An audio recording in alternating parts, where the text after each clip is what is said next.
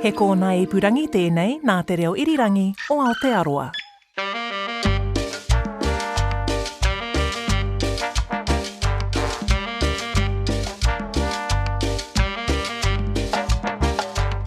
I think the perception of Colombia, and especially like in countries like New Zealand, it was one before Narcos and one after Narcos.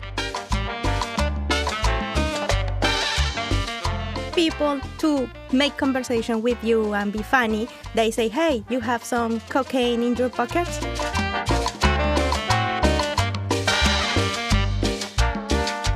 Say things like, I love you forever. Since the moment I see you, I'm going to stop loving you. No matter what happens, I'm going to hell and heaven with you. So you grow up with that. So that's part of who you are. Colombia. Few other South American countries are steeped in cliché the way Colombia is, particularly in recent years. Now, Auckland's home to a sizable diaspora, and given my long-standing romance with many things Colombian, I thought it was time to share what the community here have to say about some of the notions and clichés they find themselves faced with here in New Zealand. Ana Ruiz and Marlon Ortiz volunteered to have a chat with me on Here Now this week, so welcome to part 2 of our conversations around cultural clichés. My name's Kadambari Raghukumar, and what was called Voices last year is back now, and we're called Here Now, where I'm bringing you stories from diaspora from all around the world here in New Zealand. So let's get into it. My name is Ana. I'm from Bogota. I came here to study English, to improve my English. Initially, I thought like 6 months, and then I decided to stay here and make New Zealand my home. And you're an engineer? Yes, I'm an engineer, and I started here like a waitress because no English at all. And then I started to study. I decided to study something different. I did a diploma in digital marketing. I started to looking for some entry level in digital marketing. I couldn't find it. Then I started to do what I was doing back in Colombia. That was analysis and data analysis. My name is Marlon, and I came to New Zealand 10 years ago. I'm a professional in performing arts from Cali. And I came here with my 2 children and my ex-wife, my now ex-wife. We came here because my ex-wife was studying her PhD. And after a while, we decided to stay. And we call New Zealand home as well. Ana is Bogotana, and Marlon has spent a bit of time there as well. Home to about 7 million people, one of the highest capitals in the world, and a rich art scene. I love Bogota. Although it's not the capital of dance, it's got a charm of its own. I think people doesn't know about Bogota. People know about Medellin. And they think that Medellin is the capital of Colombia. Because the movie, because something about Pablo Escobar and all of this, they think that Medellin is the capital of Colombia. When you say Bogota, they are surprised. It's like, where is that? So there's the universal notion that all Colombians are salseros and salseras. Do both of you dance salsa? I do. Yes, I do. Yeah. Do all Colombians dance salsa? I wouldn't say that all Colombians dance salsa, but salsa, it's part of how you growing up. There's a lot of, we celebrate everything in Colombia. Most of the people will celebrate everything with parties, like it's birthday party, and we dance, and everything we do. And when you're a child, you grow up in parties, like you fall asleep in chairs, and they just leave you there. This salsa was like kind of developed at the periphery of Colombia, like it was on the Caribbean coast, Medellin and Cali, which is like on the outside of the Colombia. The salsa was really, really important. And then actually we have a lot of like really important artists from that area, like Joe Arroyo, Grupo Nietzsche. So there's like it's important in that area. But in Bogota, that's the stereotype number 1. They don't know much. how to dance. They don't know. I suppose because of the cold. Bogota is really cold. Isn't that a bigger round. reason to dance then? No, it's especially rain. a couple dance. It's like I don't know. It's like winter in Auckland. You're like, oh, maybe I would stay home. I don't know. But that's a stereotype. In Bogota, people don't dance much, and they're not good at dancing.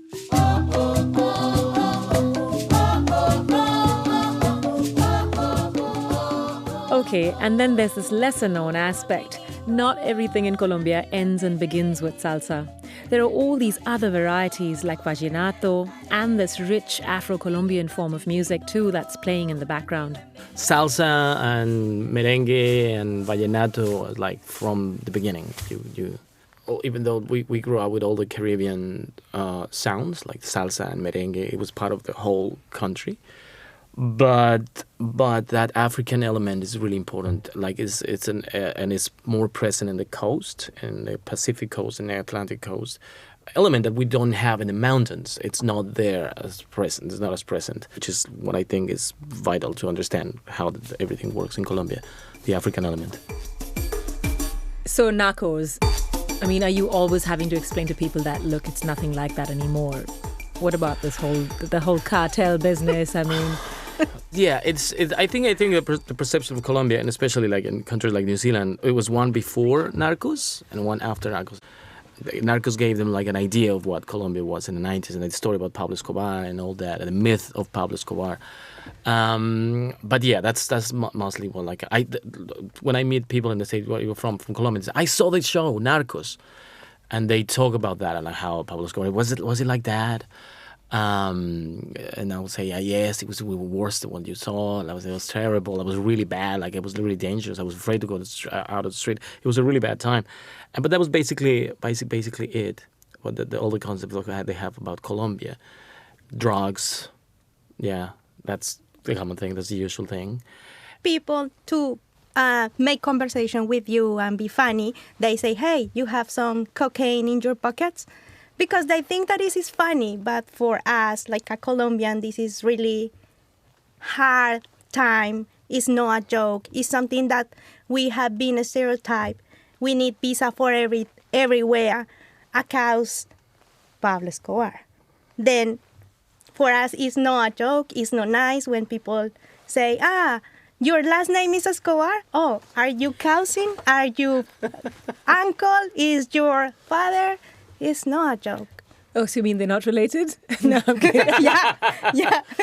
I have used it. No, he was my uncle, and I'm escaping from that. I'm like, what? Sometimes I use it. Yeah. Sometimes I use it. But things are different now. Yes and no. But it was not just, I don't think it was just Pablo Escobar. There was I remember that in the 80s and 90s, there was a lot of Colombian migration around the world. And you will hear a lot of stories of, like you say, like there was a bank robbery in Germany. And you were like, oh, there was Colombians involved. And you will hear those stories everywhere. And I think it was part of like that was the diaspora of Colombia in the 80s and 90s looking for a better options. And then like kind of that thing, like now where we're replaced by other people, but in other countries are going through what we went through in the 80s and 90s. For example, people from Venezuela, you hear that things like it's complicated, it's a diaspora. So for the Colombians, actually, we are in a better position worldwide. We're allowed to travel more. In the 80s and 90s, it was almost impossible to leave the country.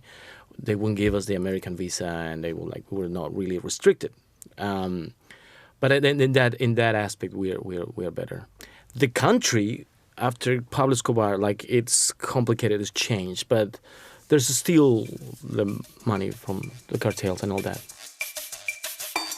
And then there's those clichés around Colombian melodrama, men oozing charm and romance and pursuit being the fuel of everyday life. You know, I love a good gender-related question. Yeah. Of course, men and women.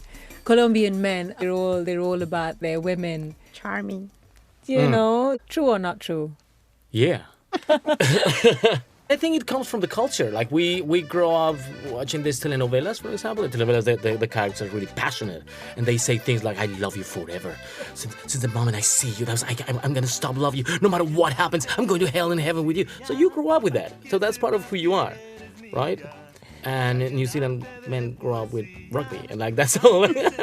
I'm sorry, but it's true. Like it's different culture. It's part of our culture.